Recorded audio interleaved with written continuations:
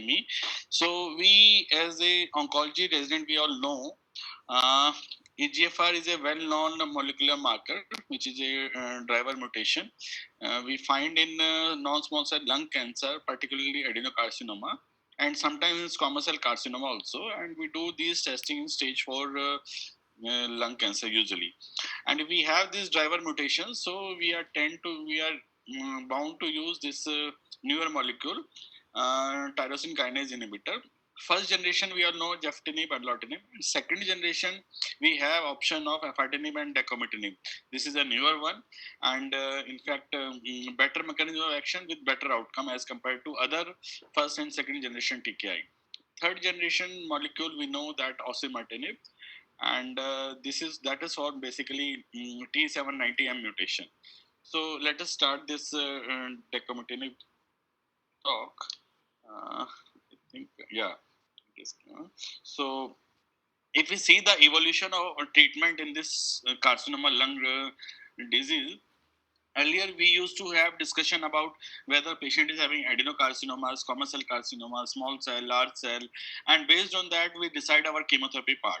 But nowadays situation have been changed totally. In last, I would say, 5 years or so, when we left our residency program around 10 years back. So that time we were discussing chemotherapy part. Now we are discussing molecular part.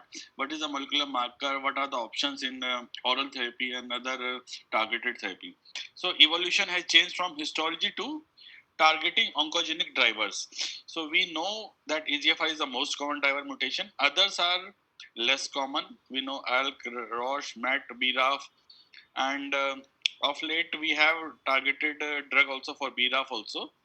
And EGFR mutation percentage, as we used to discuss world over, incidence of a percentage of EGFR mutation.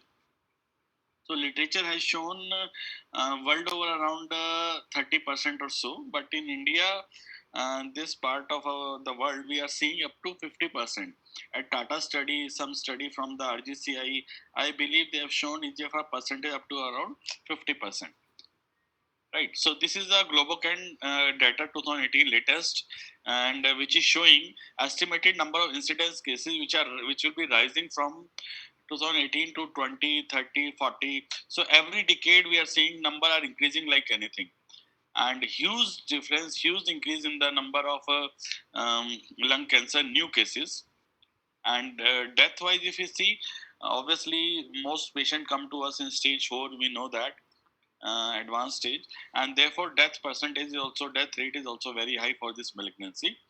And as of now we are seeing roughly around 60,000 death in India from the CA lung, and it may increase to 1,11,000 in 2040. So almost doubled in another 20 years, 2 decades or so. Regarding mechanism of action, we know all the first generation TKI, they are acting against EGFR. That EGFR is HER1. They are ERB-B family, ERB-B family, that is HER family. There are 4 receptors: ERB-B1, ERB-B2, ERB-B3, ERB-B4. ERB-B2, it is popularly known as HER2/neu, which we do in most malignancy nowadays, apart from breast cancer. HER2/neu. So ERB-B1 is called EGFR, which is a nickname sort of thing, but actually it is a ERB-B1, HER1 in the HER family. So HER1, HER2, HER3, HER4. All these four receptors, their mechanism of action, like action starts after dimerization. So these receptors are going to bound with some other receptor, homodimer or heterodimer, and then their downstream cascade of a pathway starts. So the molecule which prevents their dimerization may inhibit their action in itself. So what is the basic difference among this dacomitinib and other this thing?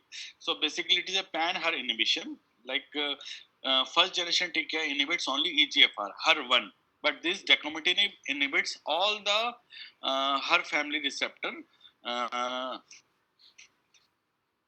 HER2, HER4, so pan HER inhibition is there, and so there is an irreversible inhibition. So there is a permanent blockade of the catalytic activity. Non-competitive inhibition is there, and higher specificity and selectivity as compared to first generation TKI.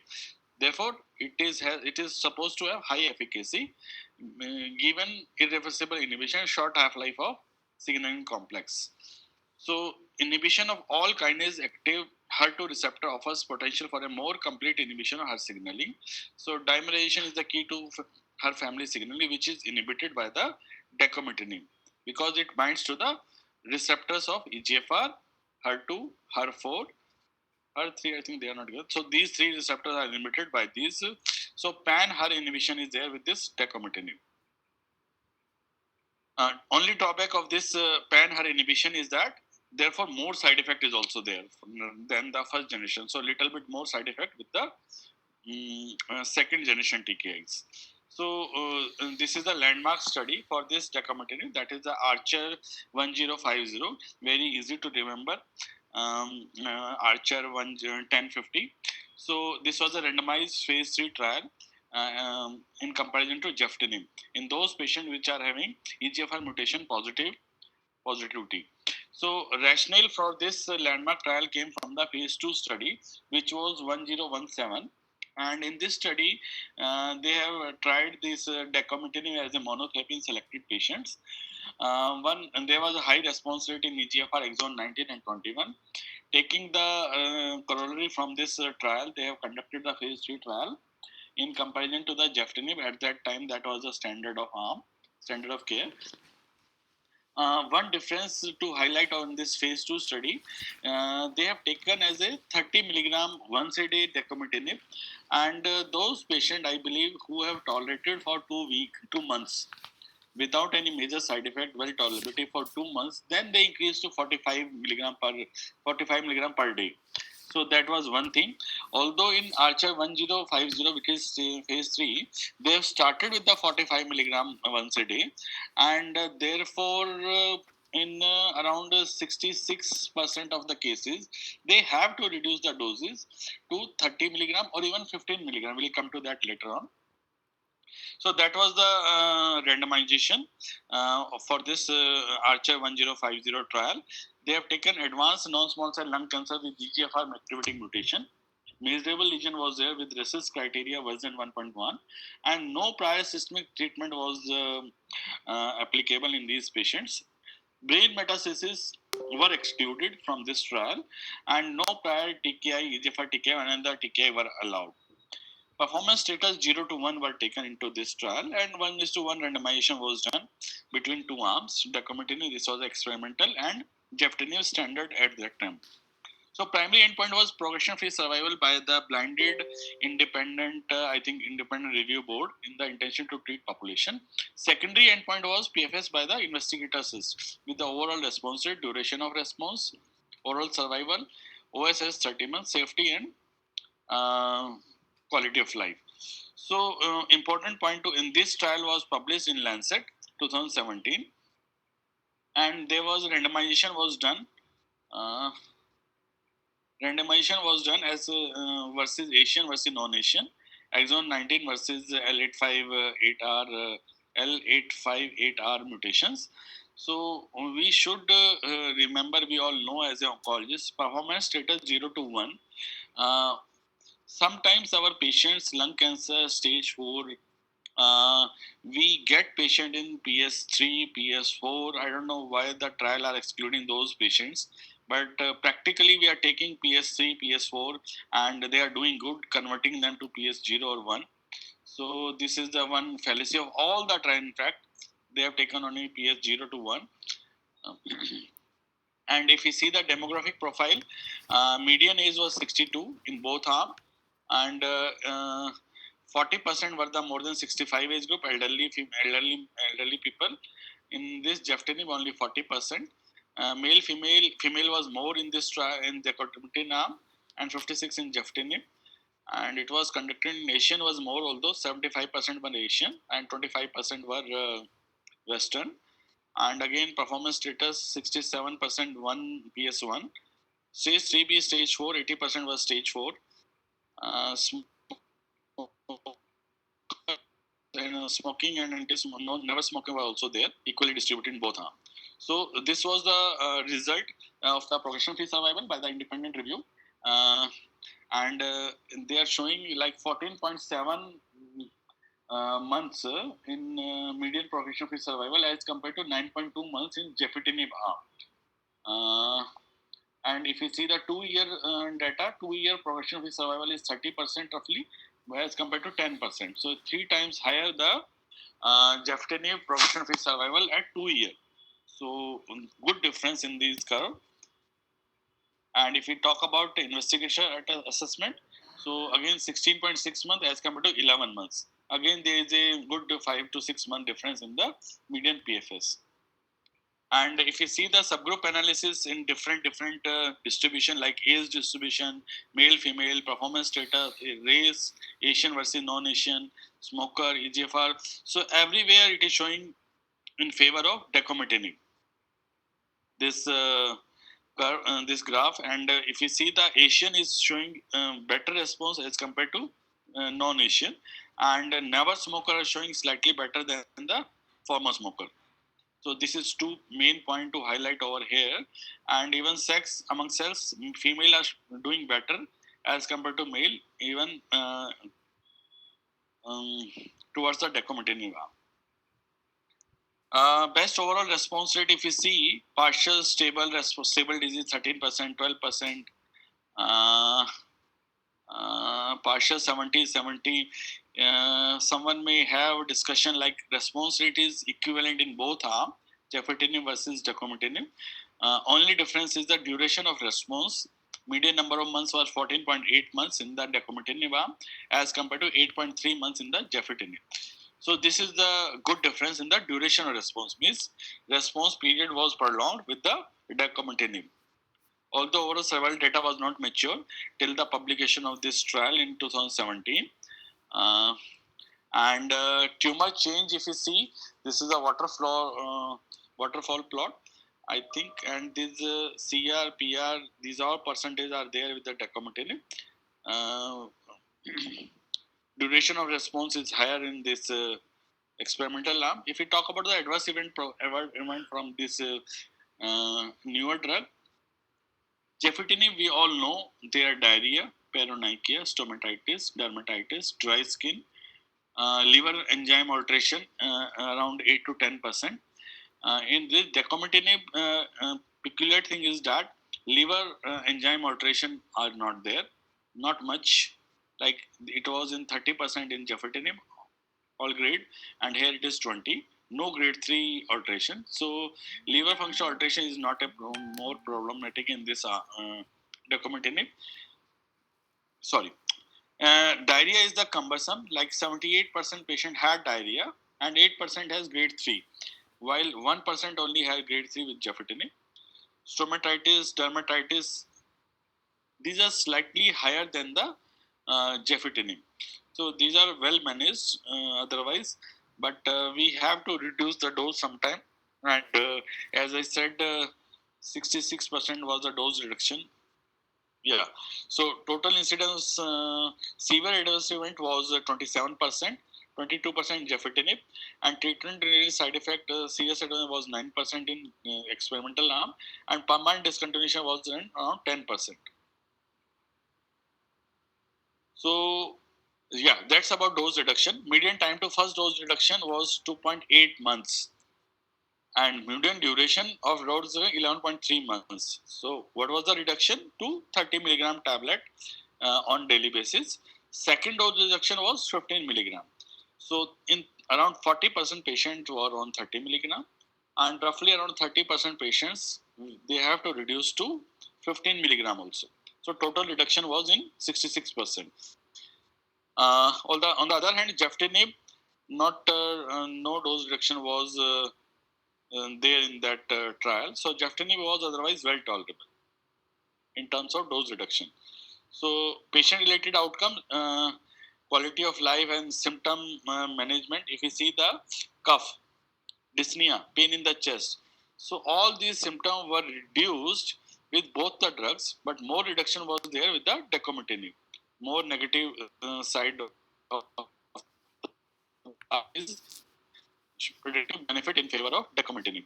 On the other hand, side bar, which is for diarrhea, this one is for diarrhea, And for diarrhea, dacomitinib has much higher diarrhea than gefitinib, and even sore mouth, sore throat, mucositis is also much higher. So these are two main side effects which are higher with the dacomitinib, which we need to manage with the conservative treatment. If not, then we have to go for the dose reduction. And quality of life was better, in fact, overall with the dacomitinib. So after this trial publication, as of now, till now we have discussed, which was published in 2017. Afterwards, they have come up with the more division in terms of subgroup analysis, whether outcome, what was the outcome with the exon 19 deletion or L858R. So that was seen in this trial later on, and this was shown. If we talk about exon 19 deletion, median progression-free survival was 16.5 months. It was more higher than the overall population. That time, I think it was 14 months roughly, and it is 16.5 months in the exon 19 deletion. And if L858R, it is 12.3 months PFS as compared to 9.8 months in the gefitinib. So there was benefit seen with both the molecular driver mutation. And if we talk about the overall response rate and duration of response, CR was in 5% in the dacomitinib, 2.3% gefitinib in exon 19, L858R also 5%. So we see overall response rate was around 76%, 73%. Duration was much higher. Duration of response, as we discussed earlier also, in 2017 overall trial. So if we divide the subgroup between two molecular markers, so duration of response is higher in both the groups. So they have seen with the investigator assessment also and independent review board also. Both have the same outcome. So to conclude, dacomitinib was effective in patients with both exon 19 and L858R mutation. It prolonged the progression-free survival versus gefitinib in both populations. Objective response rate was comparable between the dacomitinib and gefitinib, although duration response was significantly improved with this newer drug. So this is the same, I think, conclusion. I would skip this. Next, they have come up with the safety and efficacy data of this new drug among the Asian, because we know that in original trial they have taken roughly around more patients were of the Asian subgroup than the non-Asian, and they have come up with the data of Asian patients separately. Out of all the 452 patients, 346 were the Asian patients, and all the inclusion criteria obviously were the same as we have discussed earlier.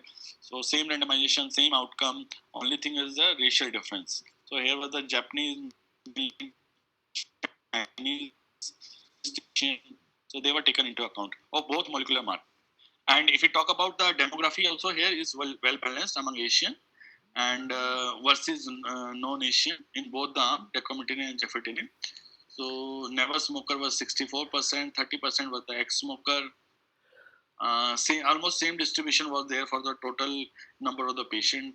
EGF performance status 0 to 1, exon 19 mutation in 60%, and L858R was 40% roughly, all throughout in all the distribution arm. So here again, PFS was 16.5 months as compared to 9.3 months, almost same result which we have seen earlier, and extended follow-up data of 47.9 months. Till 2017, we were seeing around 3-year follow-up data was there, but now they have come up with the roughly around 4-year data. Patient were follow-up. So on extended follow-up also, that is main point to highlight over here. On extended follow-up also, their response was maintained. We'll come to that later on. So median overall survival was 37.7 months as compared to 29 with the gefitinib. Mind it, this median overall survival includes means all the second line, third line, fourth line option after dacomitinib. It is not only dacomitinib. With that, the progression-free survival, was around 16 months or so. Best overall response rate, Asian overall population was also well balanced. CR were roughly 5% in all the this thing. All overall population as well as Asian population. So not much difference in the response wise in the Asian population. And even treatment related side effect also was almost same.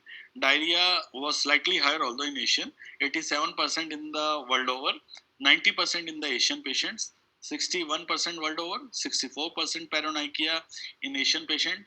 Stomatitis was also higher. So these 3-4 side effects which I was discussing was little bit higher in the Asian patients, and rest are well manageable. Alopecia is also there, surprisingly 23%. We should keep in mind alopecia is not 0%. Dubai क्या वाहियात जगह है Like with there might not call be कर रही alopecia. And dose modification wise, this is the important slide. Like 67%, as I said earlier, also Asian patients have to modify the dose. One dose reduction in 35%, 28% has two. In 3% patient have more than two dose reduction. I don't know what does it mean by more than two, because in earlier they have shown up to 15 milligram daily. Tolerate dose could be increased to next dose. We'll discuss later. Yeah, dose interruption. So it was equivalent as compared to the world over. On the other hand, dose interruption, dose modification was not there in the Gefitinib. So, of conclusion of this Asian data, or Asian subgroup on this Archer 1050, first line documentary was associated with significant prolongation of PFS and OS as compared with Gefitinib in Asian patient with EGFR positive advanced non-small cell lung cancer. It also demonstrated longer duration response compared with Gefitinib. Adverse event profile of Decomitinib and Gefitinib Asian patients were consistent with those in the overall as treated patient population of Archer 1050 study. Here they mean to say Asian patients are not different than the non-Asian with slightly higher side effect profile, but response are equivalent. So after that, in last year in ESMO Asia in 2019, so Tony Mock I think presented this paper. It was poster presentation, updated OS data from the extended follow-up, which I was saying. So here I believe extended follow-up was of 4 years roughly, and extended follow-up, 4 years, 47.9 months was the updated OS analysis, which is not published as of now. It is still in the poster presentation was there in last year. So it is second generation. These are all repetition of the previous thing, which we have discussed earlier. Same treatment design.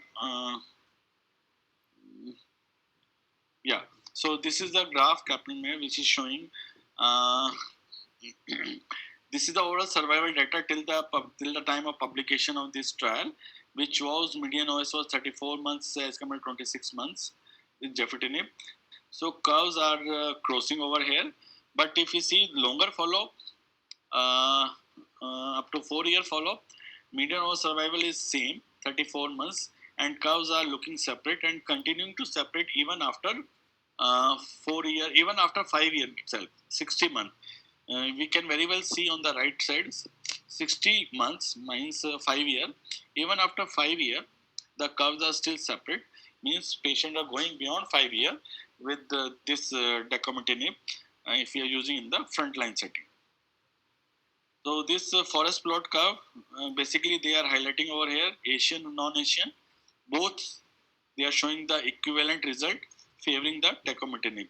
Never smoker obviously far better than, slightly better than current or former smoker, and exon 19 L85 mutation, they are favoring Decomitinib.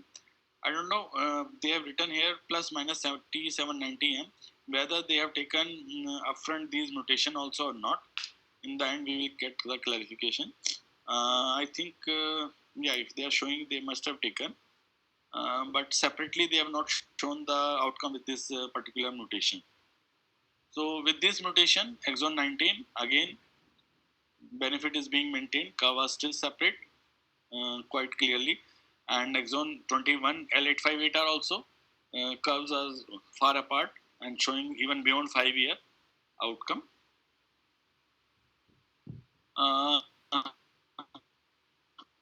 survival in Asian, 37.7 months we can survive dacomitinib as compared to gefitinib. That was quite clearly separated. So, of conclusion of this extended follow-up, median 47.9 months, this updated analysis confirmed previous results demonstrating improvement of OS with the dacomitinib versus gefitinib as first-line treatment of the patients with EGFR positive advanced NSCLC. Improvement of OS is notable in the Asian population. Median is 37.7 months. OS improvement is observed in both exon 19 versus L858R. Benefit of OS from dacomitinib treatment was maintained in patients who had a dose reduction. Now we come to the dosing part. Recommended dose as of now it is 45 milligram taken orally once day until the disease progression or until unacceptable toxicity occurs. Dose modification may be required as we have discussed. It is available in 45, 30, 15 milligram. First dose reduction is 30, then second dose reduction is 15 milligram. So can be taken with or without food. If patient vomits or misses, additional dose should not be taken. Avoid concomitant use of PPI. This is very important point to be keep in mind. PPI is very commonly advised in our practice, so we should keep in mind to avoid this PPI. And rather than use locally acting antacids, or if using the H2 receptor antagonist, administer dacomitinib at least 6 hours before or 10 hours after taking an H2 receptor antagonist. So this is a very important point for our practice. Thank you overall. And regarding dose point, I would like to add, this is the dosing schedule we have discussed.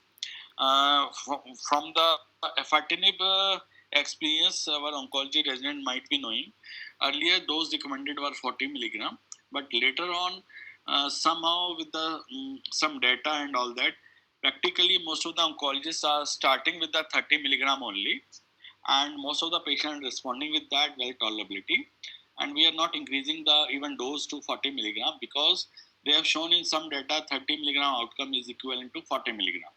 So on the same line, I think these Pfizer also going to have some trial 30 milligram as compared to 45 milligram. So it is my personal perception, like they have done in the trial Archer 1017.